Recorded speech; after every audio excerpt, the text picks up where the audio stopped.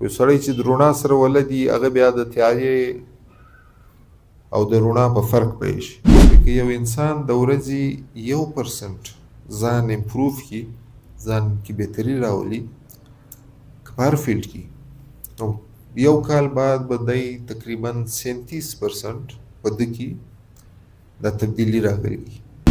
دغه رنګه قومونه کوم چې مستقل مزاجه قومونه دي چې هغو خپل یو خاص خوی د مهنت خوی پر مخ اخستی، د سچایي خوی پر مخ اخستی، هغه خویونه جمع کیږي 25 کاله بعد هغه قومونه هغه ملکونه ډېر پر مخ ولاړ شي. اوس د جنگ زیر اثر چې کومې علاقې د هغو خویونه جلا شي، هغه که ښه خویونه هم لري هغه خویونه متاثر شي د جنگ له وجې، د جنگ د تباهکاریانو له وجې، د جنگ د کوم چې اثرات دي. او زموږ په مقابله کې چې کوم پر امن علاقې وي هغه هم دغه رنګه وسایل و، تر موږ ډېر مخته نه وي، خو هلته جنګ نه و، هغه خلک لګیا و سوکه خپلې خامیانې پوره کړي، خپل کوتاهیانې پوره کړي، خپل ځانونه ډېر سټیبله کړل چې پښتون اسلام نه و راوړی.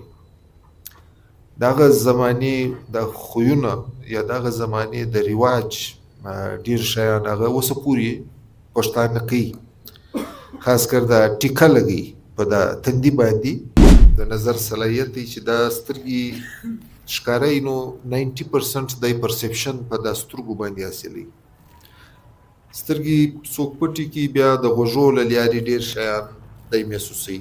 چې یو هلک مطلب ته هیبټ خبره کوي، یو هلک په 2-3 کالو یا په 2-3 میاشتې کې و د سټډي لا مطالعه یا داسې د سکول سبق عادت اخی، مګر ته چې یو موبایل ورکې د په ورځ کې دننه اخی بیخي ژر هغه هیبټس دی واخی او دا سټډي والا دی په ډېر ټایم باندې اخی او دا سټډي والا دی ډېر ژر هم پرېږدی سي، مګر موبایل داسې ژر نسي پرېږدی.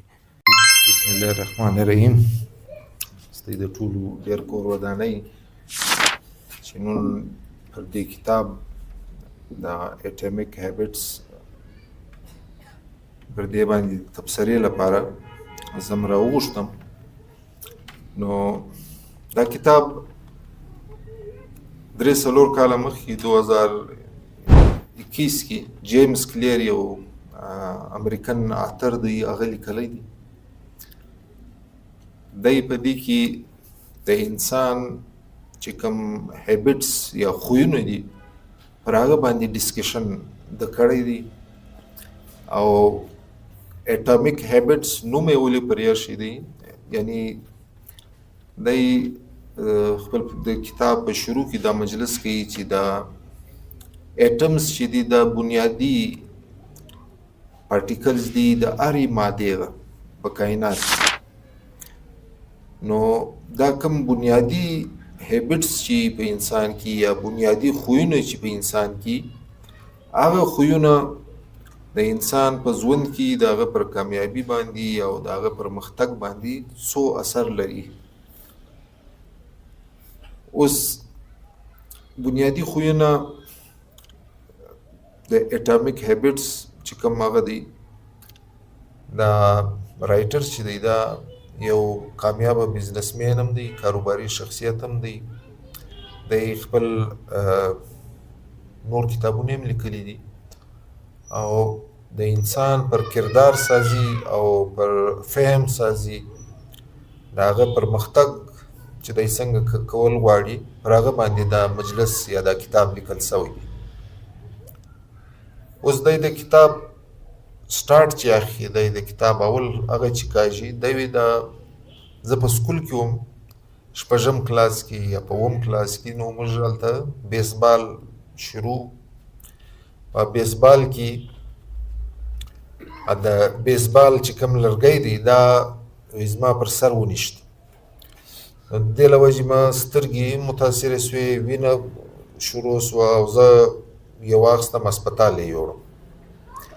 اول ته چې هسپتال یې یوړم هلته زما طبیعت نور هم خراب سو، نو چې زما طبیعت خراب سو زه دوی وینټیلیټر ته شفټ کړم، یعنی انتهایی نگهداشت یونټ ته شفټ کړم او زه 2 میاشتې 3 میاشتې زما نظر متاثره و، زما طبیعت ډېر خراب و، زه ډېر زیات پریشانه وم. خو څوکه زه له دې هغه راووتم له دې تکلیفه. نو ما د بیسبال سره کرکه ډوله شوه چې باید دا بازۍ به زه نه کوم، ولې خو ما ته ډېر بد خوږ را کړي وو. دا کرکه ما ډېر عمر ساتله. بیا چې زه در یونیورسټۍ تر کالجه ورسېدم، هلته به یو 8 کاله تېر سوي، بیا دا کرکه ما له ذهنه ختمه شوه. نو دغه کرکه چې دا یعنې دا یو خوی چې دی دا ما ته زما یو تجربه وسوه، یو حادثه ما سره وسوه، زما سر مات شو په بازۍ کې. ما له دا بازۍ څخه سره خوا بده شو. وایي دغه شی چې دی دا یو خوی، اوس کرکه یو خوی دی. نو دغه رنګه نور ښه خویونه چې دي په انسان کې، هر انسان کې، او لږ کمزوري خویونه وي، دی د دا خوی پر کیمستري او د خوی پر جوړېده، د خوی پر بدلېده، پر دې باندې دا کتاب لیکلی دی. دا کتاب د کاروبار څخه ونیسئ در سیاسته پورې، در استادان چې شاګردانو ته سبق وایي د هغو لپاره ډېر مدد کوي. د دې علاوه چې مور و پلار یې ووایي خپل پر اولاد باندې، هغه ډېر اثر، ډېره فایده ځینې اخیستی شي. دا هغه لیکلی دی. اوس د یوې خوی په یو قوم کې او په یو انسان کې څنګه جوړی شي، یو څو ښکاره وجوهات دي د هغه جوړېدو، یو څه بیا پټ وجوهات دي. اوس یو سړی چې ته په تیاره کې وساتې، نو هغه به دغه سوچ کوي چې دنیا هر ځای توره شپه ده. یو سړی چې د رڼا سره ولد وي، هغه بیا د تیارې او د رڼا په فرق پوهېږي. چې خالي رڼا یې لیدلي، هغه بیا تیاره نه یې لیدلي. نو دغه انوایرمنټ چې دی، ماحول چې دی، د هر انسان په خوی کې یو ډېر غټ کردار ادا کوي. د خوی د جوړېدو څو درجې دي. یعنی اوله درجه دا ده د خوی هغه چې یو انسان ته اشاره میلاو شي. د خپل په کتاب کې د هغه ذکر کړی دی، کیو ورته وایي په انګلیش کې. کیو معنا CUE، یو اشاره. موږ روان یو پر روډ باندې، نو په روډ کې یو هغه لګېدلی دی چې صفایي نصف ایمان، یو بینر لګېدلی. دا بینر ستا ذهن ته یو اشاره درکړي چې دا صفایي نصف ایمان. اوس دا اشاره یې درکړه، د هغه بعد ستا په دماغ کې یو مخصوص عمل شروع سی د دې اشارې متعلق. هغه صفایي ته سوچ کوي چې دغه عمل دې ته وایي کریوینګ یا خواهش، چې کاشکې ما هم صفایي کړې وای. یا د صفایي نفس ایمان دونې لویه درجه ده، نو زه هم کیدی شي دا صفایي وکړم، نو زما به هم ګټه وشي. هغه خواهش چې دی دې ته وایي کریوینګ. دغه بعد دریم سټیج چې دی د خوی د جوړېدو هغه ته وایي ریسپانس.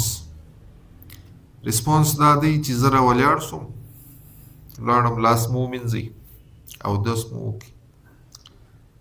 دا ما ریسپانس وکړي هغه اشارې ته چې هغه بینر لګېدلی و.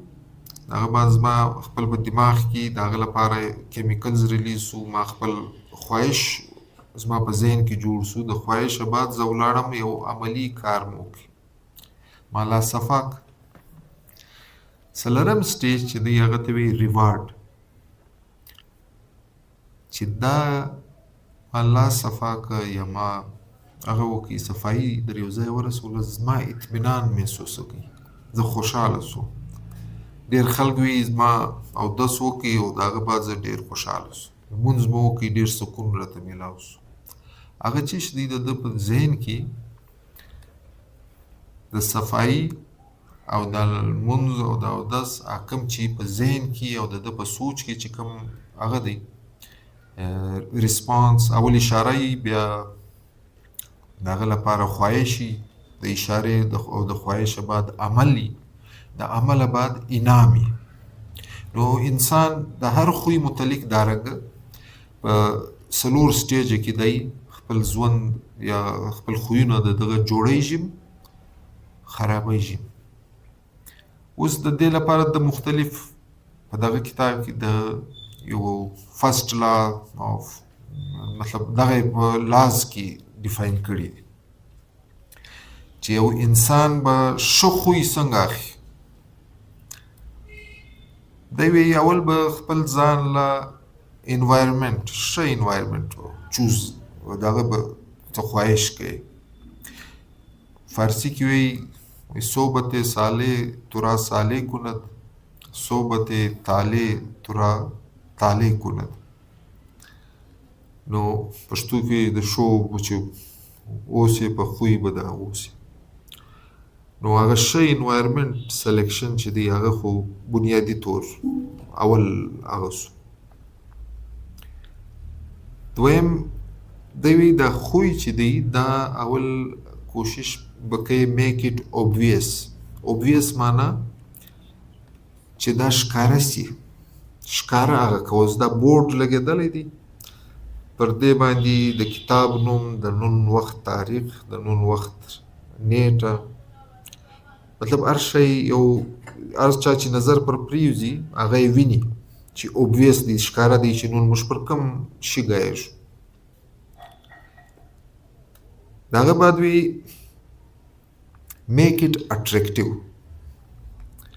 اټریکټیو معنا چې کشش کې پیدا که، خپل په خوی کې هم کشش پیدا که، او که ته یو بل خوا ته ورځې یو شی د ځان کوې یا یو خوی د لاسه کوې هغه به هم کشش لري بیا به ته ورځې. او دریم وی میک اټ ایزي.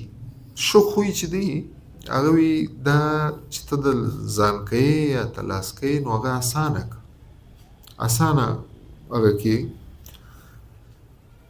او میک اټ سیټسفاینګ. دا مطلب دی کار کوه چې هغه تا ته سکون درسي. هر هغه خوی چې ته د ځان کې ښه خوی، یو خو به هغه خوی ښکاره کوي شي، هغه به اشکاره یي. دویم هغه خوی به اسانه یي او کشش به لري، اټریکټیو به یي، دغه بعد به اسانه یي او بیا به سیټسفاینګ ان د انډ مطلب ته به وایي چې دا شی ما ته سکون راکوي. وی دا یو سرکل دی، که دا سرکل ته د ځان کې یا خپل کې زده یې کې او بار بار یې کوې دا بیا ستا هیبټ جوړ شي. اوس د دې لپاره د مختلف مثالونه ورکړي. مثالونه یې دا رنګ ورکړي دي. وایي یو سړی یو ریس دی په فرانس کې، ټور ډي فرانس ورته وایي، دا د 115 کالو ریس دی. دا ریس په 100 کاله کې د فرانس همسایه ملک دی برطانیه، د برطانیې یو سړي نه دی ګټلی دا ریس په 100 کاله کې. د دنیا کوچونه یې بدل کړل، د دنیا هغه یې وکړل، خو دا ریس برطانیې نه سو ګټی. بیا دوی دی وکړي چې کوچ یې بدل کړي، هغه پر دا کشني کشني خویونو باندې ایبټس هغه چې کوم سایکل ریسرز وو په هغو کې تبدیلي راوسته. هغه تبدیلي دا رنګه وه چې دوی ته اکسرسایز ور بدل کړي، د سایکلانو دوړه موړه چې پر پرېوځي هغه به ور صفا که، او دوی ته به نصیحت میډیټیشن چې ورته وي هغه به ور زده کوي. نور چې مطلب بنیادي طور صفایي پیلو پر اکشنی کشنی شیان. بیا دی وخت رالی چې د 2010 در 2020 پوری 15 کاله برطانیې دا ریس مسلسل وګټي. نو دوی پر دا ریس باندې ریسرچ وکړي چې دا 100 کاله کې نسو ګټای په دا 15 کاله کې مسلسل وګټي د دې وجه سو نو هغه دغه اټمی عادت سو چې کشنی خوین یعنی پاگه که لاس منزنگ سونی سا خوب رکیدن خپل کمره صفایی کردن خپل معمولی اکسرسایز کوان ښه خوراک کوان ساده خوراک کوان دا شیان د انسان پر ژوند ډیر غټ هغه راولي دی خپل په کتاب کې دا وایي که یو انسان د ورځې 1% ځان امپروف کی ځان کې بهتري راولي په هر فیلډ کې نو یو کال بعد به دی تقریبا 37% په ده کې دا تبدیلي راغلی وایي کوم چې غټ موږ دا خیال دی چې په انسان کې به یو غټ بدلون راځي نو بیا به دا ډېر کامیابه سړی وایي یا د غټ بدلون ضرورت نشته چې معمولی هغه راولي بهتریانې کشنی پرمختګ رواني په نو دا هم ډېر غټ فیصلې راولي اوس خاص کر د سټوډنټس لپاره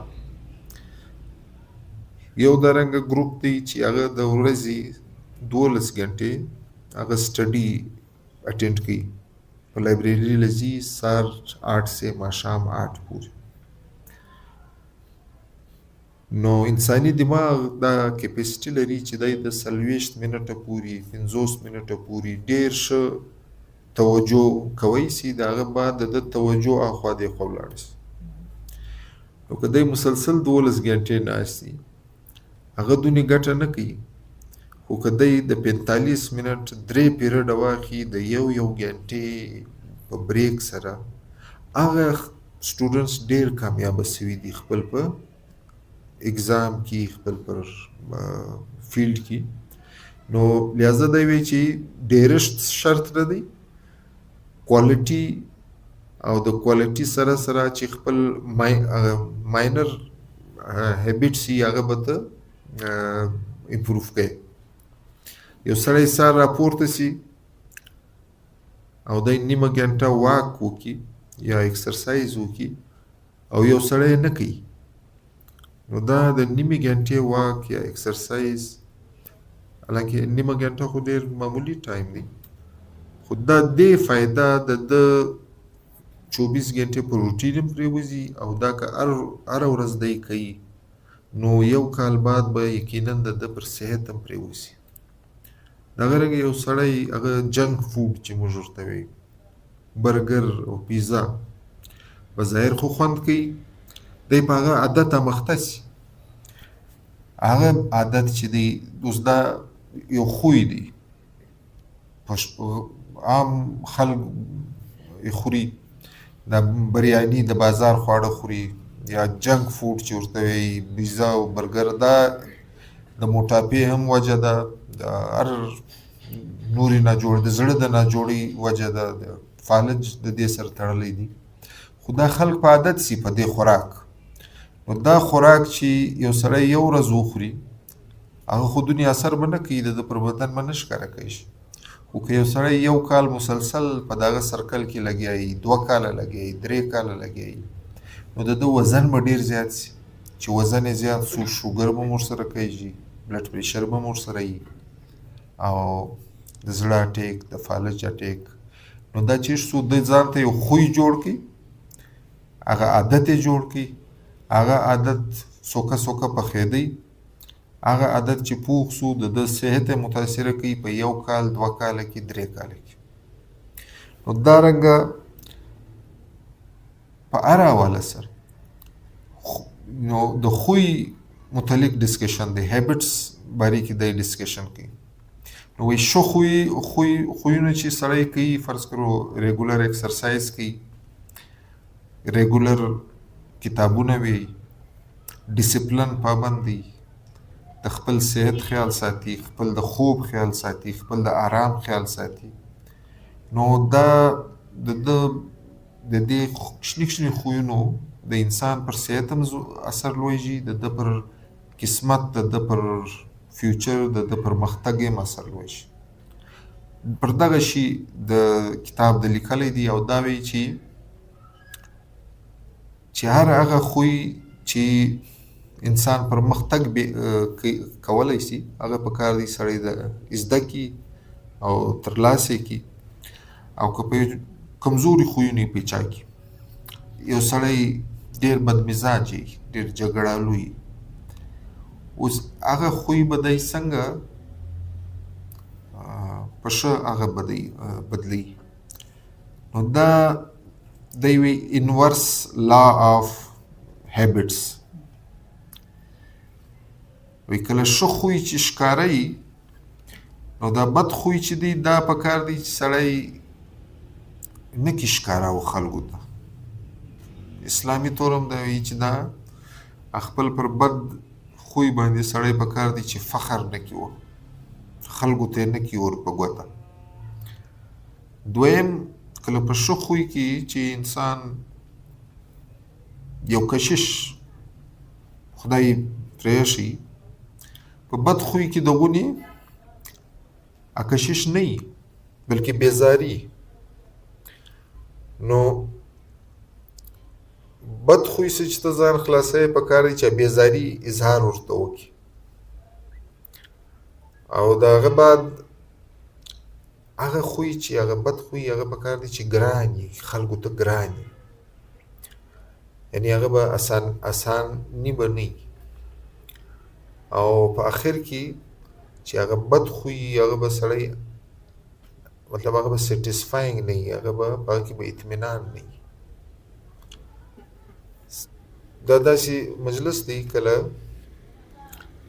اوس دا ما چې پر خوراک باندې مجلس وکړي چې یو سړی وي زه له د برګر او د پیزې څه ځان نه سم خلاصوی یا زه دا ترخې وریځې خورم د بازار اوس ما په عادت سوی یم زه یې پرېښوی نه سم. نو دی به کوشش دا کوي چې اول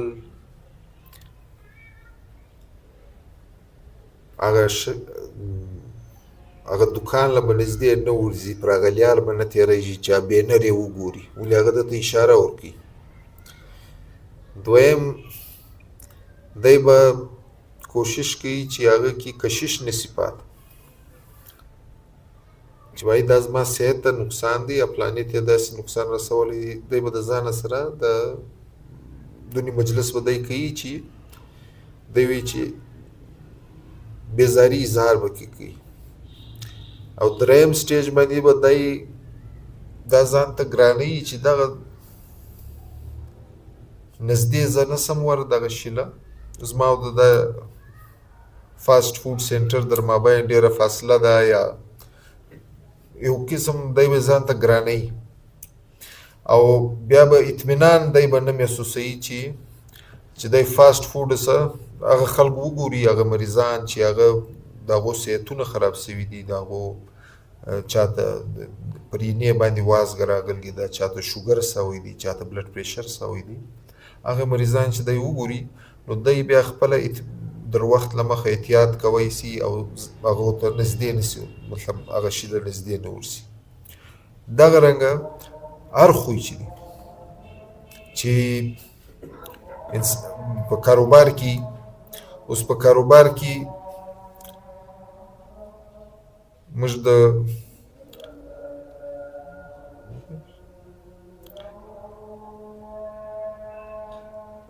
اذان به وسي خوی او د خوی پر کیمستري باندې هیبټس کیمستري باندې جیمز کلیر ډسکشن کوي.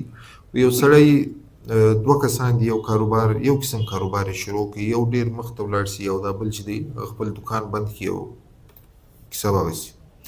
نو یو څه وایي داسې وجوهات دي چې په کاروبار کې دله چې دا بل په مقابله کې چې ده ته فایده رسول کړي. هغه ګرده کیسه پر خوی باندې ډسپلن، د ټایم پابندي، د لوکیشن پابندي، د خلکو سره چې کوم لین دین په هغې کې سچایي، په هغې کې ایمانداري او د خلکو ضروریات ورپوره کول، دا شیان دغه د کامیابۍ بنیادي هغه دي.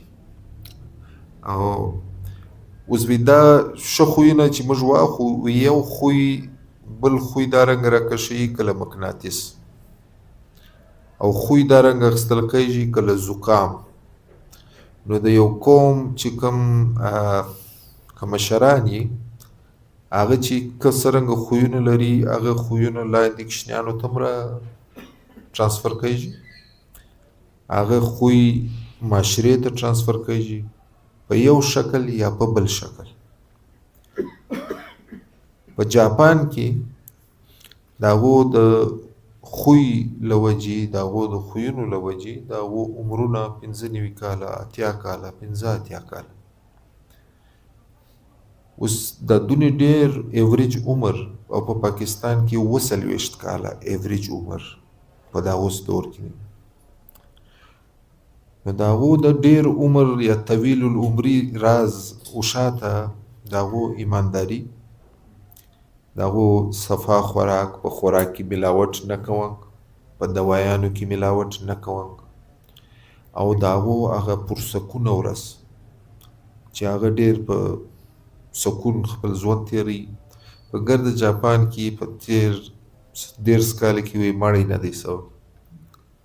په صفایي دونی مشهور دي چې موږ اگر څه سوچ نسو کوی چې د جاپان د صفایي معیار په دنیا کې پر اول نمبر یا پر دویم نمبر. د هغه رنګه د دوی په بزنس کې په لین دین کې چې کوم د دوی سچایي ده دا اگر چې سره جمع سي نو د یو قوم د طویل عمر راز بیا دغه چې خوراک هم صفایي، ناسته ولیاړ هم صفایي، چاک هم صفایي، د هغه د دوی پر عمر اثر لوی شي. زموږ رنګه ملک یا د افریقې یو څو ملکونه چې په خوراک کې موږ ملاوټ کوو، د هغه بعد په هر فیلډ کې زموږ ملاوټ بېماني په کاروبار کې، نو هغه څه وسي چې هر سړی متاثر سي او دا خوی یو نسل څخه بیا بل نسل ته منتقله کوي شي. دا نه دی چې بس یوه پیړۍ ډېره ښه خوی والا وه روان پیړۍ چې وه هغه بیا خوی. دا نسل تر نسل چې نسل تر نسل ترانسفر کیږي، نو د قومو د قسمت، د یو معاشرې د قسمت، د یو کمیونټي د قسمت د هغو فیصله بیا په دغه د خویونو په رڼا کې روانه وي. نو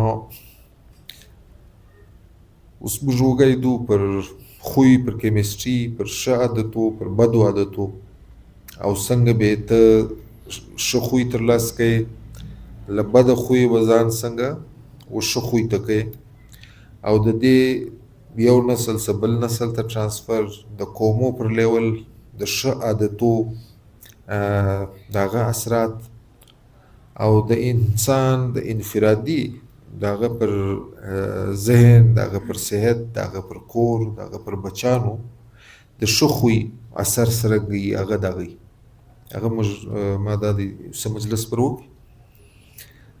اوس به په پیرنټینګ کې یعنې چې کوچنیان رالویوي، کوچنی دی د 2 کالو، د 5 کالو، د 3 کالو، هغه ضد کوي، هغه یو شی راواخلي تسې کړي په هوا کې، اکشنی چغې وهي، اکشنی خاوره خوري. اوس د دې کوچني سره به ته څرنګه رویه ساتې چې د ده دا خوی بدل سي؟ ولې دی کوچنی دی، دی بلکل نه په مکه وپوهېږي، او وایي که ته د ده سره سختي وکړې، غوسه ورته وکړې، دا غوسه دی ترانسفر کوي خپل ذهن ته په سب کانشیس لیول باندې، او دا غوسه دی بیا راباسي. دا بلکل دی کله ته چې د ده دماغ ته یو شی وراچوي او دا سټور کیږي او دا سټور به بیا راوځي. نو وایي د کوچني سره چې ته دی چې هر چم وکړي، خو چې ته په نیاز په غوزي کې کښېنې، په غوزي کې واخې، د ده به 1-2 منټه اول 50 سکنډه بعد د ده غوسه ختم سي، د ده خشم ختم سي، د ده کوم چې اګریشن دی هغه به په دا رنګه طریقه ختموي.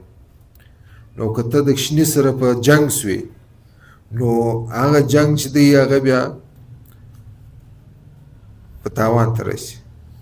دغه رنګه د لوی سړي سره د میړو د ماینې تر مابین په رشته دارۍ کې، په کلي کې، په محله کې، په دفترانو کې هر سړی چې خپل ښه خویونه په ښه طریقه خپله ډیوټي خپل چې کوم هره ډیوټي د دغه هغه ترسره کړي، هغه ده ته برته ګټه کوي. د ده څه هغه کلچر ټرانسفر کیږي، د ده څه هغه خویونه نور خلک اخلي، د ده سبورډینیټس د ده ملګري دی کاپي کوي. او که دی چیرې په بد مزاجي لګیایي، په کمزوري خویو باندې لګیایي، هغه هم ټریکل ډاون افیکټ یي دغه شیغه. نو زموږ د خوی په حواله چې دا ټرانسفر کیږي یو نسل څخه بل نسل ته، معاشري کې د بالای سره لاندې پوري، او بیا دغه کشنی کشنی خویونه د انسان د کردار او د کردار سازي چې کوم یو مرحله ده په هغه کې د دې ډېر غټ کردار دی او د رول دی.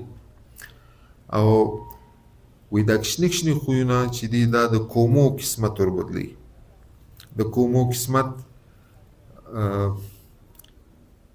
او خوی به څنګه پخې دا نه دی چې ته یو درې ورځې شه یو چم د وکړي پر یو خاص مقصد پر خاص لاین، دغه بعد 2 ورځې ناغه کې راله، 3 ورځې د ورزش وکړي، 2 ورځې ناغه، 3 ورځې د سچایي او ایمانداري وکړه، بیا یوه ورځ بالکل کمزوري. دغه کنسیسټنسي چې دا چې نه یا مستقل مزاجي چې نه په انسانانو کې، هغه هم یو ډېره لویه کوتاهي ده، ډېره لویه کمزوري ده. دې ته وایي هیبټ سټیکینګ. هیبټ سټیکینګ معنا کله په بینک کې چې ستا پیسې جمع کیږي، دارنګه د خوی هم یو بینک کې، هغه د خوی بینک چې دی په هغه کې یو ښه خوی بل ښه خوی راکشي، یو ښه جذبه بله ښه جذبه راکشي، یو کمزورګي جذبه بلې کمزورګي جذبې ته. نو دارنګه یو انسان کله څنګه چې دی خواهش لري چې زما په بینک کې ډېرې اکاونټ پروت دي جمع کیږي، دغه رنګه د ده په کار دی چې د ده دا خواهش هم وي چې زما د نیکیانو یو اکاونټ یي، هغه نیکیان یې جمع کیږي. او د ده د خویو هم یو ښه خویونه چې دی هر څو ډېروي، هغه خویونه هم ډېر سي، ښه خویونه ډېر سي او کمزور خویونه کم سي. نو دا په یوه ورځ د دې ګټه نه معلومیږي. د دې ګټه معلومیږي 1 کال بعد یا 2 کاله بعد، 15 کاله بعد.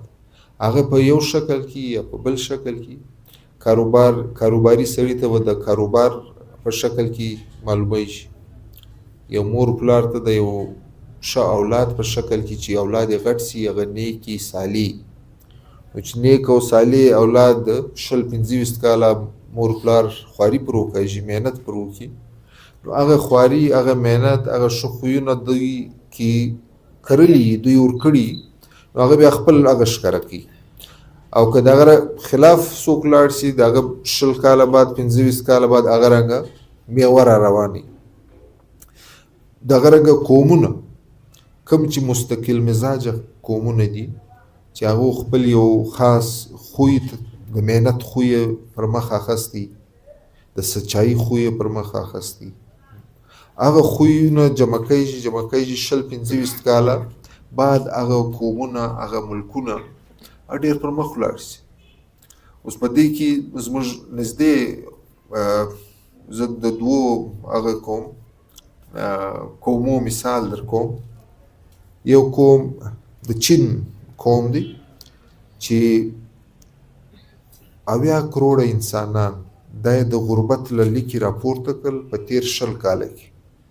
شدید محنت او ډیسپلن، او د چین چې کوم دا ټایم عالمي حیثیت دی، جغرافیایي طاقت دی، هغه د یو ډېر ښه قوت ښه ملک د یو ښه قوم پهچان یې جوړ کړي ځان ته.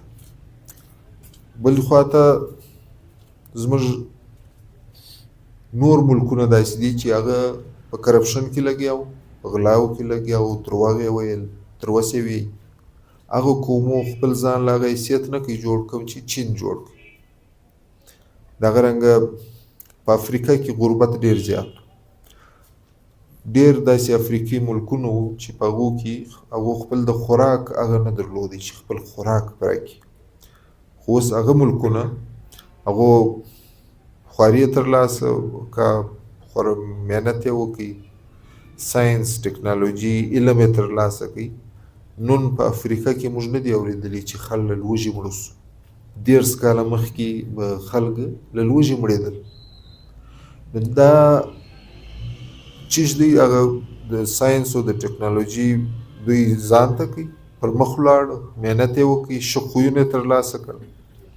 نو په هر حواله سره د خوی یا د هیبټس چې کوم اثر دی هغه په انفرادي لیول وي، پر اجتماعي لیول وي، د قومو پر لیول وي، او په سکول کې چې کوم سټوډنټس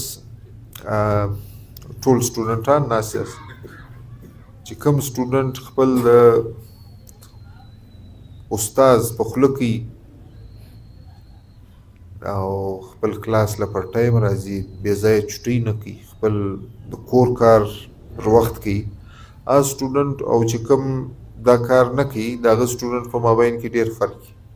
خو هغه فرق په اوله ورځ نه معلومیږي، نه په یو هفته کې معلومیږي، نه په 10 ورځې کې معلومیږي.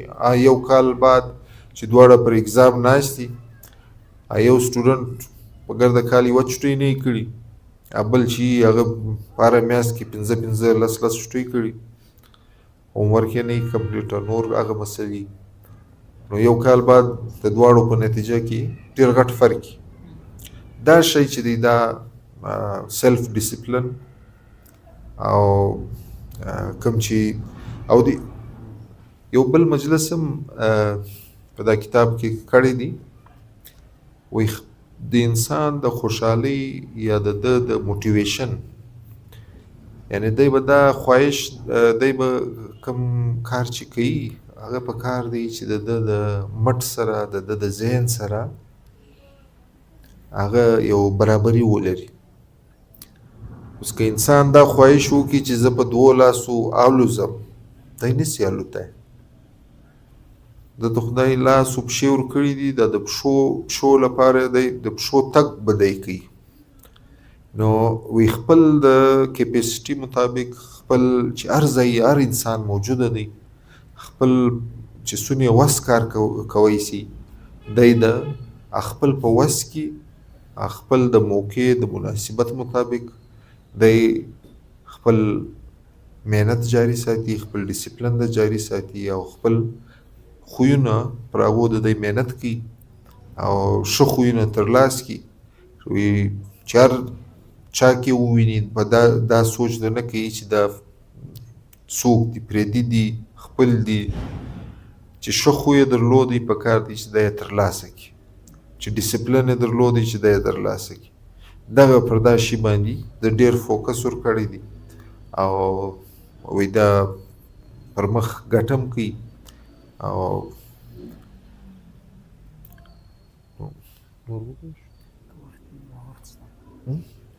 ټیک اوس د خپل کتاب کې جیمز کلیر یو څه مثالونه ورکړي. هغه مثالونه دا 2 مثاله خو ما درته پیش کړ چې دا یو سایکل ریس، 100 کالنی سایکل ریس و، په دې کې برطانیا یو میډل هم نه وګټلی، بیا یې مسلسل 15 میډله وګټل. هغه دوی د کشني خویونه دغه ریسرانو وربدل کړل.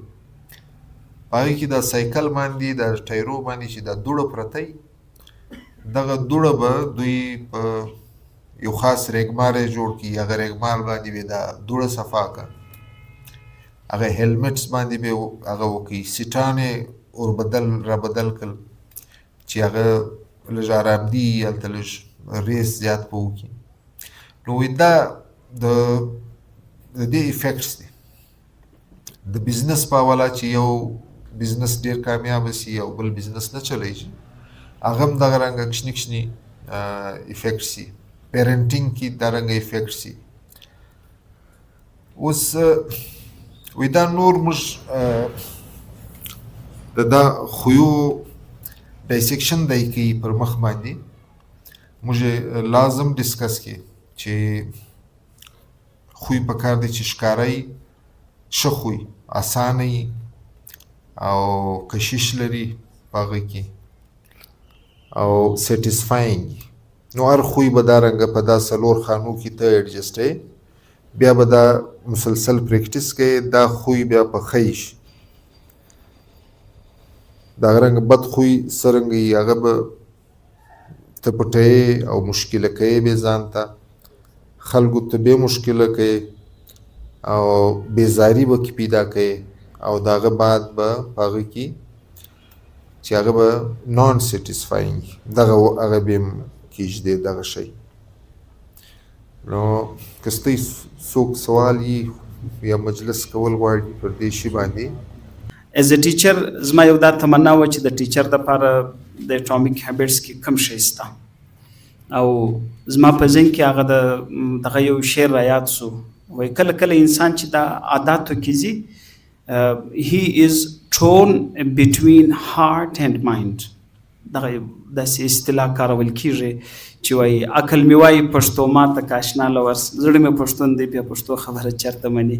کله کله د زړه و د دماغ هلته سمجوته نه سره کېږي. نو د دې دپاره که چیرې د جیمز کلیر یو خبر یې ډاکټر صاحب مخکې او لږ وضاحت وکړي مهرباني. اصلي کې په انساني نفسیات کې دا دی چې یو ریل دنیا ده ریل ګراونډز دي یا ریالیټي ده.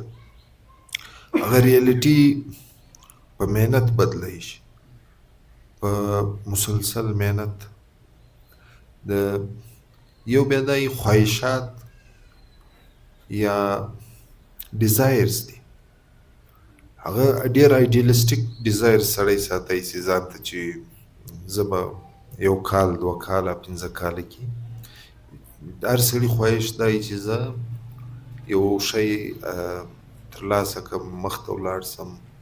خو ریالیټي چې ده ریالیټي بیا ډېر چیلنجینګ وي و انسان در ګردو زیات خوشحالي هلته محسوسوي چې دی په کم پر مقابله کې یا پر فیلډ کې چې هغه د ده په وس پرې. اوس داسې دی د جیمز کلیر یو مثال ورکړی دی وایي که یو څوک د ټینس بازۍ شروع کړي زما رنګه سړی د 3 کالو کشني سره یا د 2 کالو کشني سره نو هغه هم دی خاص مقابله نه ده.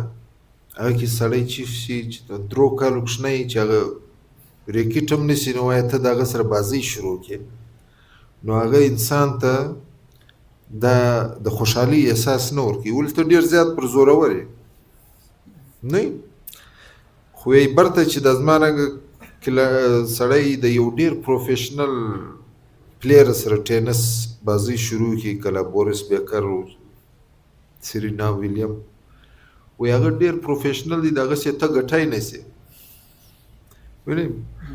نو دواړې بازۍ چې دي هغه انسان په دواړو کې ناکامي پر مخ سي او د ګټې چانس یې نه وي. وایي چې بازۍ کوې وایي خپل د غاښ د سړي سره یې کوه نو هغه دا دی یو 3 واره بیا ته وګټې یو 3 واره بیا دی وګټې ښه یو 2 واره بیا ته ځینې وګټې 2 واره بیا ته دی وګټې. نو دغه بیلنس چې دی دا و انسان ته ډېر زیات هغه ورکوي خوشحالي ورکوي. دغه خوشحالي چې دا دغه اطمینان چې دی په ژوند کې په کار دی چې یي اوس دغه د سټوډنټ او د شاګرد په حواله چې زه ګپه درته وکړم اوس د 2یم جماعت کشني ته یا د 3یم جماعت کشني ته چې ته د میټرک سبق شروع کړې نو کشنی به څه سوچ کوي ته خو به خپل لګیا یې ورته خو هغه کشنی یې نسي قبلولی ولې د هغه د ذهن دنیې صلاحیت نسته. نو د هغه رنګه چې اوس د 10م جماعت وکشنې ته چې ته د 2م جماعت سبق شروع کړې اکشنی به تا ته په بل نظر ګوري چې یاره ماسټر جي ما خیال یو څه کار کې پیدا سوی دی که نه زه په 10م کې یم دی ما ته د 2م جماعت یا د پیلي جماعت قاعده یې شروع کړه نو هر چاته به خپل د لیول د هغه د کمپټیشن د لیول هغه مجلس کې او دغه حدیث شریف هم دی ما خیال چې هر انسان ته به د هغه د عقل مطابق خبره کوي که چیرې ته یو پوه سړي ته ډېر هغه خبره وکړي کمزوري خبره هغه مطلب بدګی دی یو ناپوه سړي ته ډېر د عقل خبره وکړي هغه هم ډېر بدګی دی نو هر انسان ته به د هغه د عقل د هغه د فهم د هغه د معیار مطابق مجلس کوي نو زما خو دغه په دغه کتاب کې دا شی دوی خبرې زما په ذهن کې چې کوم سوال دی هغه یو خو د دې کم هیبټس چې دی د دې نیچرل فارم څنګه دی چې په انساني فطرت کې د نیکۍ او د بدۍ یا د ښه عادت او د بد عادت کم صلاحیت دی دغه صلاحیت په خپل ذات کې یو سمپل شی دی که دا له ځانه سره دا د ښوالي او د بدوالي یو صفت لري یوه خبره دویمه خبره زموږ د علاقایي دلته پر قومو باندې هم تا مجلس وکړي په قومي لحاظ باندې بعضې خبرې زموږ په سوسایټي کې مشهوره سوي دي مثال کې طور زموږ په زیلي قومیت کې په کاکړانو کې دا خویا ده په ترینانو کې دا تره خویا ده په دا سیدانو کې دا تره ده مثال کې طور دا تره راځي په اڅکزوی کې ده دا تره په کاسیانو کې ده دا تره په چا کې ده خلک پر دې باندې مجلسونه هم کوي خاص کر دا زموږ عمر رسیده خلک په دې حواله باندې ډېرې خبرې دا تره اشراره کوي او دویمه خبره دا کوي چې زموږ د لوړ لیول د ښه ذات او د بد ذات چې کوم یو تصور سته خاص کر په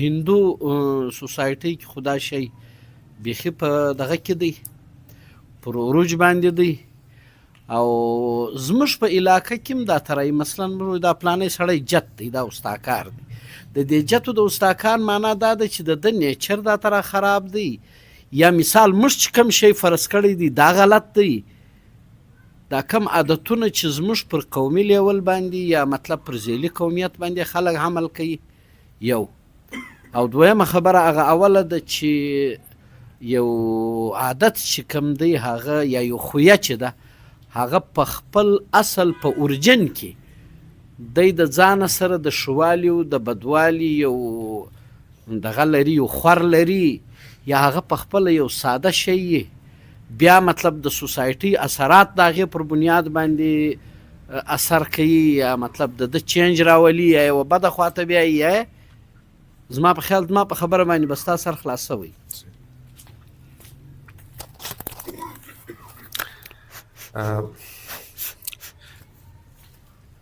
ډېر ښه سوال چې خوی خپل په خصلت کې یا په اصلیت کې د څرنګه جوړیږي یا څرنګه جوړښت دی د خوی نو خوی یا عادت دا د دې درې غټ هغه دي یو خو ډي ان اے داسې ده چې دا زموږ چې کوم وجود دی یعنې صاحب اوس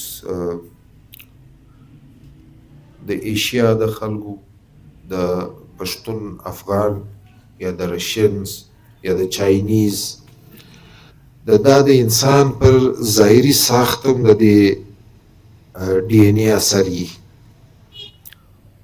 یو جاپانی یو انګریز او یو بنګالی د دوی درې سره چهرې هم جلا دي بدنونه هم جلا دي د دوی د بدن هغې اړخ یې جلا دی ظاهري اړخ نو دغه رنګه خویونه هغه هم جلا دي خوراک یې جلا دی اوس دا خو ډي ان اے سوه دا خو د دوی جوړښت خدای جوړ کړي دي.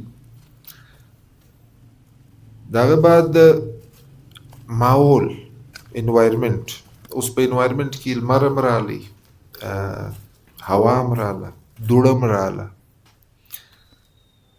د سمندر له غاړې خلک چې اوسي هغه دونې سخت مزاجه نه وي، هغه نرم مزاجي. اوس دا د سمندر د هوا د نمی د دوی پر مزاج اثر دی. او په غرو کې چې کوم خلک اوسي پر بالا هغه ډیر سخت مزاجي، خو هغه زړور وي.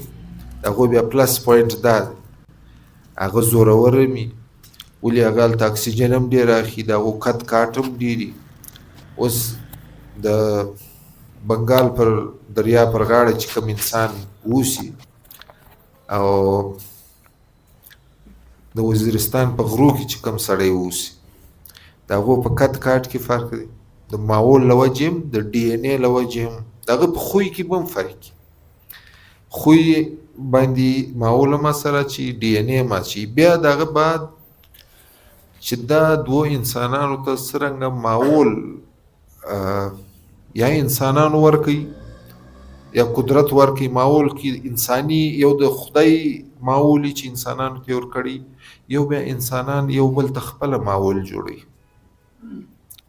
زموږ پر وطن 40 کاله جنګ وسو، پر مختلف نومو باندې مختلف خلکو وکړي. اوس د جنګ زیر اثر چې کومې علاقې د هغو خویونه جلا سي، هغه که ښه خویونه هم لري هغه خویونه متاثره سي د جنګ له وجې، د جنګ د تباهکاریانو له وجې، د جنګ د کوم چې اثرات دي.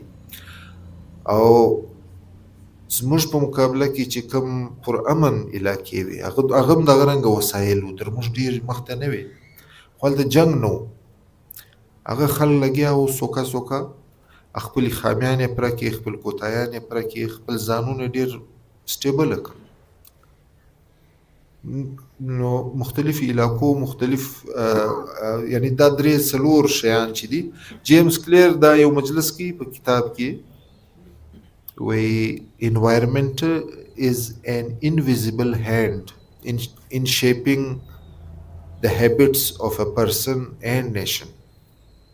یعنی environment چې دی هغه یو نښکاره کېدونکی لاس دی د انسان د خویونو د جوړېدو او د قومونو د خویونو جوړېدو لپاره. نو دا لاس موږ نه وینو، خو دا انوایرمنټ چې دی هغه یو خدای درکړی دی. انوایرمنټ خدای په هغې کې لمر دی، په هغه کې ځمکه ده، انسانان، حیوانان، نباتات، درختي، هغه پر انسان اثر اچوي. بیا په هغه انوایرمنټ کې انسانان یو بل ته بیا یو بل انوایرمنټ جوړي، یو انسان د بل انسان څخه خطر محسوسوي، نو په هغه انوایرمنټ کې د خطر په انوایرمنټ کې بیا خوی جلای سي. او زموږ دلته چې کوم تا دویم سوال وکړي چې په فلاني قوم دا خبره مشهوره ده چې فلانی ډېر هوښیار دی یا فلانی ډېر دا زیلی هغه دا سینه به سینه یو خاص حرکات خلق کوي. کله ډي ان اے چې را روانه ده، انساني ژوند تقریبا 2 لکه کاله دوی وایي چې انسان مخکې موجود و، 2 لکه کاله. نو په دا 2 لکه کاله کې انسانان هغه مخصوصه خویونه بار بار کوي. اوس 100 کاله مخکې چا یو چم کړی، هغه شی به یقینا بیا هم هغه شی به کوي په هغه علاقه کې، په هغه وطن کې. کله رواج چې دی، رواج هم په 0 کالو پخوانی رواج دی. په پښتانه کې چې پښتون اسلام نه راوړي، دغه زمانې د خویونه یا دغه زمانې د رواج ډیر شیان هغه اوس پورې پښتانه کوي. خاص کر دا ټیکه لګي په دا تندي باندې. اوس دا ټیکه چې پښتون لا اسلام نه راوړي، نو دا شی وو د تندي خال وو، نو هغه خالونه اوس را روان دي. هغه وخت به کېدای شي لږ به جلا و، اوس هم یو څه فرق به وي معمولي، خو خوی دغه رنګه خوی دی. پښتانه خپل په سخت مزاجي، خپل په زور مشهور وو 100 کاله مخکې، 200 کاله مخکې، 300 کاله مخکې. اوس هم هغه شی سته. اوس د دنیا ماحول ورته بدل سو، جنگ له تورې ولاړې علم ته، دوی له هغه د تورې پر آس سپاره دي، هغه حساب یې شروع دی د ټکنالوژي او د ساینس او د جدید علومو سره. ځان هم به خبره ساتلی دي، خلک او دنیا هم دی ماحول ورته جوړ کړي چې دوی بې خبره وساتي د جدید چې کوم علوم دي یا جدید ټکنالوژي ده. نو دا بیا د قوم خویونه ور بدل کړي. نو یو سړی په نس موړي، کم کښنی چې په نس موړي هغه دونې نه زاړي، کم کښنی چې په نس وږي هغه ډېر زاړي. نو دا یعنی الوږه چې ده هغه وژړا ته یو اثر ورکوي. نو دغه رنګه چې قومونه په نس ماړی هغه ډېر مطمئن وي، دغه خویونه جلای. اوس عربی چې هر څو تی هغه کې په نس موړ دی، په تن پټ دی، هغه بغیر نه وي. خو چې کم قوم په نس وږي و په تن نه و پټ، هغه دی پر جنګ هم ورځغلي، دی شکنځاوي هم کوي، دی هر رنګه چم کوي. خو دی وایي چې خپل د محرومي بدل دی په یو شکل نه شکل کې اخلي. د هغه لپاره دی یو احتجاج کوي، په یو شکل نه شکل دی احتجاج کوي. نو د پښتانه وی په ډک نس فارسي ویل کوي، نو په وژ نس بیا څه شي ویل کوي؟ اوس وژ نس خو خالي ګروم بغاري احتجاج. نو ماحول خامخا اثر لري په انفرادي سطح، په اجتماعي سطح. یو هغه ماحول چې انسانانو له جوړ کړي، یو هغه ماحول چې خدای انسانانو ته ورکړي. نو دا ماحول کې مختلف فیکټرز او دا هر فیکټر جلا جلا اثر. یعنی معنا دا چې موروثي طور هم دا شیان ټرانسفر کیږي یو بل. او دویمه خبره دا ده چې د مصنوعي ماحول د ریزست لپاره انسان د احتجاج یا د بغارو یا د دې لاره اخلي، هغه د خپل بیلنس له برابرولو دپاره یو سټرګل خامخا دی کېږي. صحیح. پیرنټینګ چې ورته وایي، نو دوه قسمه د هر انسان دوه قسمه پیرنټس دي. یو بایولوژیکل پیرنټس چې د مور او پلار چې د ځین پیدا سوی، یو انوایرمنټل پیرنټس چې هغه ماحول کې هغه مخصوصه ماحول چې دی، په هغه کې سکول هم راغلی، په هغه کې د مور غېږ هم راغله، د هغه کې د کور ماحول راغلی، په هغه کې د کلي ماحول راغلی، په هغه کې باران واوره. دا انوایرمنټل دا انوایرمنټل پیرنټینګ، یعنی بایولوژیکل پیرنټینګ خپله، انوایرمنټل پیرنټینګ دواړه. دا د هیبټس د خویونه ورجوړوي او دی بیا هغه د هغه په نتیجه کې دی هغه مخته خپل هغه کوي. نو یقینا ډي ان اے جینز هغه هم اثر شته او د انوایرمنټ هم اثر شته. ډاکټر صاحب ما سوال دا دی چې یو سټوډنټس چې نوی عادت په ځان کې راولي، د هغه څه سټپ دی هغه چې بیان سي، یعنی دی غواړي چې آوټ اف کورس کتابونه شروع کړي، سپورټ شروع کړي، ساروختي زر وختي راپورته کېدنګ شروع کړي، ښه عادتونه شروع کړي چې دی په ځان کې راولي. دا به دی په ځان کې څنګه راولي؟ جیم کلیرز پر دا باندې خبره کړې ده. دا هیبټ ډیولپمنټ دی بیانوي. دغه لپاره خپل د یو لاز د ایشي دی چې to form a good habit دی وی چې obvious هغه ما چې Q د Q بعد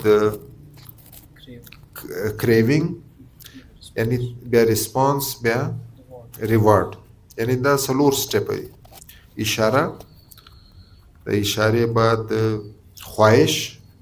خواهش کوونک د هغه شي لپاره بیا عملی قدم اخیستن، بیا هغه ریوارډ ترلاسه کوونک. خو په دې کې د ګور د امپورټنټ شی چې دی عملی قدم دی، هغه ریسپانس فیز دی. انعام خپل پر ځای یو اطمینان لري، خو د دا انعام لپاره چې ته دا کم هغه کوې، یو کوشش کوې سهار راپورت سي در ماښامه پورې، هغه کوشش هغه پروسس چې دی هغه ډېر لوی فیکټر دی. اشاره هم تا ته ورور نصیحت وکړي چې سبق وایه، یا پلار درته وویل چې سبق وایه. اوس دا اشاره سوه، اوس هغه ته وهلی نه سي، ټکولی خو نه سي، یا کوونکي د هغه بعد ستا خپل خواهش کریوینګ معنا چې ته خپل سنې او هغه شي ته ورنږدې کوی شي. هغه خواهش کوونک او د هغه لپاره بیا کوشش کوونک، دا ستا په اختیار کې دی، نتیجه هم ستا په اختیار کې نه. نو په هغه وی چې مطلب د ښه شي خواهش هغه تا ته پر د ښو نور هغه درکوي. هیبټ سټیکینګ ورته وایي چې یو ښه خوی بل ښه خوی راکشوي. که ته سهار وختي راپورته شوې او د سهار لمونځ د وکړي، د هغه بعد د ورزش وکړي، نو د در 12 بجو چې کوم ټایم دی دا 3-4 ګنټې، دا یقینا ته که سټوډنټ یې ته به یو ډېر ښه سټډي پیریډ تا ته میلاو شو. خو که ته ګر سره سهار 11 بجې راپورته کېږي یا 10 بجې او بیا ته هغه پیریډ خو تا سره مس شو، 6 بجې یو سړی راپورته سي، یو سړی 10 بجې راپورته کېږي، نو 4 ګنټې خو د هلته په خوب کې ضایع کړي. او د انسان د بدن لپاره چې دی ښه ریسټ وکړي 6 ګنټې څه زیات خوب ګر صورت نشته. دا 18 ګنټې دا د ده لپاره د کار خدای دته ورکړي دي په 24 ګنټې کې. نو 18 ګنټې که یوه ګنټه د نور ځینکټوتي وکړه، یوه نور ځین وکړه، هم 15 ګنټې. نو 15 ګنټې چې څوک کار وکړي، په ښه همت سره یې وکړي، په ښه ځواني کې وکړي، دا ډېر زیات پروډکټیویټي. په پښین کې دا بزنس کمیونټي ته زه ګورم، سهار وختي راشي، خپل دوکانونه خلاص کړي، سهار لمونځونه یې کړي، بیا شنې چای د چاشت لمونځ دوی دلته کوي. دا د دوی عادت اوس نه دی، د پخوا څخه دا جوړ شوی. 2م نسل، 3م نسل، 4م نسل، دا اکشنی نور را روان نسل والا ورته ګوري، هغه چې ورته ګوري هغه ډیسپلن په دوی کې رال. دا ډیسپلن د دوی د کامیابۍ ډېر غټ راز دی چې دوی سهار ټایم ډېر په ښه طریقه استعمال کړي. کوټې له ولاړ څه بازارونه پر 11 بجې خلاصېږي، غرمه یا 10 بجې 11 بجې، هلته بیا دغه شی نشته. اوس دا په یو مخصوص علاقه کې د مخصوصو خلکو د کامیابۍ راز یو مخصوصو خویونه، هغه د دوی ډیسپلن، هغه د دوی چې دوی خپل پر هغه ناست دي ډیسپلن باندې، هغه د دوی د کامیابۍ راز. نو دغه شی دی، دا 4 سټیپه کې به هر خوی ته ګوري: کیو، کریوینګ، ریسپانس او ریوارډ. دا 4 فیز دي، په دا کې به ته هر شي ته ګورې او بیا دغه خوی به ته میک اټ اوبویس، میک اټ اټریکټیو، میک اټ ایزی اینڈ میک اټ سیټسفاینګ. دغه 4 سټیپه یعنی چې ښکاره ستا خوی او ایزی او سیټسفاینګ. ډاکټر صاحب نور خو نو موضوع ته ډېر ښه راته ایکسپلین کړي د کتاب په حواله باندې. زما یو سوال دا دی، یو سټوډنټ وایي زه په لایبرري کې مطلب ښه سټډي کوی سمه، دغه دپاره د انوایرمنټ غواړي، هغه لایبرري و ده ته هغه انوایرمنټ ورکوي. مثال کې طور پر په سراونډینګ کې بوکس پراته دي، خاموشي ده، نو ځکه دی سټډي ښه کوی سي. دغه رنګه یو بل سټوډنټ چې هغه دا وایي چې مطلب زه کور ته یې کړ ناست یم په کمره کې، شاوخوا سراونډینګ کې بوکس نسته، زه ښه سټډي کوی سم. د هغه رنګه یو بل مثال یو سټوډنټ دی هغه وایي زه د ماونټین ایریا ته ولاړ سم یکړ کښېنم کتاب راواخلم سټډي کوم. نو د درو سرو سټوډنټس لپاره هغه انوایرمنټ جلا جلا سو. نو دلته به موږ انوایرمنټ چې کوم ټرم دی دا به څنګه ډیفاین کوو؟ انوایرمنټ د ذهن یو خاص کیفیت دی. اوس موږ ناست یو دلته شاوخوا درختې دي یعنی انسان انوایرمنټ څرنګه ته وایي چې ډیفاین یې څنګه کړي. د انسان انوایرمنټ چې دی هغه په ده کې خدای 5 خویونه ایښي دي. یو د سترګو له لارې د نظر خوی دی، مطلب د نظر صلاحیت دی چې دا سترګې ښکاره نو 90% د پرسپشن په دا سترګو باندې حاصلوي. سترګې څوک پټي کې بیا د غوږو له لارې ډېر شیان دی محسوسوي. ډېر د رنګه طالب علمانې چې د هغو سترګې متاثرې سي، نظر کمزورې سي، دوی آډیو بکس اوري. مطلب د بل حواس خمسه کې چې یو میجر ارګن دی د هغه له لارې کار اخلي. اوس یو ټرم استعمالیږي هغه ته وایي ډسټریکشنز. ډسټریکشن دا دی چې زه پر کتاب کښېنستم، زما په ذهن کې مختلف خیالات راغله چې زما زه له کتابه لیرې کړم. ټیک شو؟ هغه شورم دی، د دا روډ شورم کېدی شي، ارنان هم کېدی شي، هغه په کوټه کې کښنی جګ جګ درته غورځي، هغه غږ هم کېدی شي. هغه ډسټریکشن ستا سهار د یو چا سره خوړلي یا د خوب نه یې پوره، دا هر شی په ډسټریکشن کې راځي. اوس د کتاب د مطالعې لپاره د فوکس د ساتنګو لپاره دا وي چې د هر رنګه ډسټریکشن څخه به ځان ساتي. انوایرمنټ مطلب دا دی چې شی انوایرمنټ یا ته د سټډي کوې ته به له ډسټریکشنز ځان ګورې. موبایل به ته پر سایلنټ ایږدې یا به بندوې، بیا به ته بک ریډینګ کوې. ته به کوشش کوې چې که لایبرري کې دننه ناست دی هم 18 کسان چې د سره ناست دي هغه به هم یو خاص ډیسپلن فالو کوي، په زوره به نه کوی شي. اکثره به تا لیدلي چې لایبرري کې لیکلي چې سایلنت زون یا ډو ناټ ډسټرب یا نه دا رنګه مجلس. اوس دا چې دی دا هغه ډسټریکشنز کمېدو لپاره، یعنی ماحول ټیک دی، یو خپل ماحول دی، بیا به ته په هغه ماحول کې یو څه ایډیشن خپل هم کوې چې هغه ستا د لپاره ریوارډینګ وي، ستا لپاره سیټسفاینګ. زما یو سوال و چې یو هلک مطلب ته هیبټ خبره کوي، یو هلک په 2-3 کالو یا په 2-3 میاشتې کې و د سټډي لا مطالعه یا داسې د سکول سبق عادت اخلي، مګر ته چې یو موبایل ورکې د په ورځ کې دننه اخلي بیخي ژر هغه هیبټس دی واخلي او دا سټډي والا دی په ډېر ټایم باندې اخلي او دا سټډي والا دی ډېر ژر هم پرېږدی سي، مګر موبایل داسې ژر نه سي پرېږدی. دا ولې؟ موبایل دا کوم چې مجلس تا وکړي دې ته وایي ډیجیټل سکرین اډیکشن. دا یو ناجوړي ده چې ذهني ناجوړي ده چې خلک سهار راپورته سي اوله واره دی موبایل خلاص کړي، بل دی نه سلام نه دعا نه لمونځ نه اودس، دی په بستره کې اړخ واړوي او دی موبایل وګوري. پکې به یو شی به هم نه وي، دی نه چې ډېر ضروري شیان به یا دی به په هغه کې برناکه لګیا شي.